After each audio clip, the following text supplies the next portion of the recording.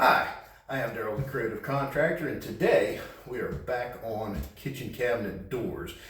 I should make this into a series on how to refinish cabinet doors because, as you remember on the last video that I did, these things were in horrible shape. They had 5 layers of paint on them that we had to take off.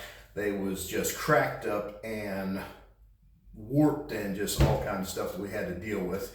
If you guys ever had a set of cabinets quoted to have them repainted or refinished and you thought that quote was a little high, this is why. It's all in the prep work and there's a ton of it. Of course, newer cabinets are way better shape than these things are, but there's still a ton of prep work in it. So what we did was we sanded all of this stuff down, sanded most of the paint off of it down to a good steady surface. We filled all of the holes and cracks and everything in these doors. We filled in the pulls on the hardware and we'll put new pulls on that. And we're going to prime this today and I'll show you what we're going to use on that here in a minute. But when it's finished, it'll look very similar to this. This side has been filled, it's been primed, it's been filled again.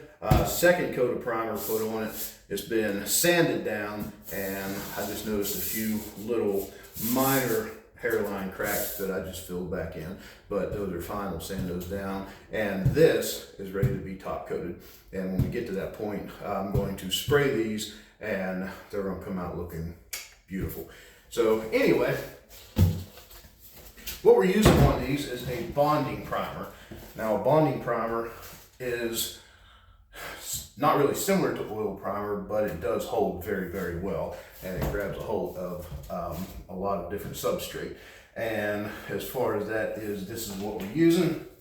This is a bonding primer, and if you'll notice, it's like wallpaper paste. It is super, super thick.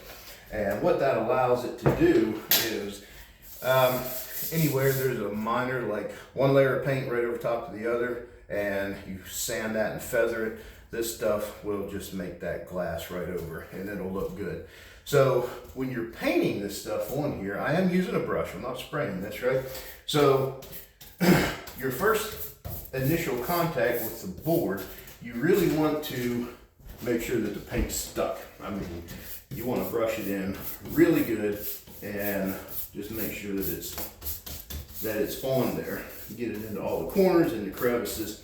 But when you go to finish this, how not to have those brush marks, heavy brush marks in it like we had before, with a very, very light pressure, you just take your brush and just glide it right across the surface. When you get a finished board, like the whole side done, try to take it all the way down and in one even stroke. Very light strokes. That allows your paintbrush marks to be very, very thin, and when this stuff starts to flow out, most of that will get filled in, and then when you come back to sand it, it will look just like the other side. It'll be super smooth and able to take paint and make a really, really nice surface on this when it's done. So that's how you do it. Stay tuned, and I'll show you a few other little tips and tricks, and when we get to spraying, I'll show you that as well. Stay tuned.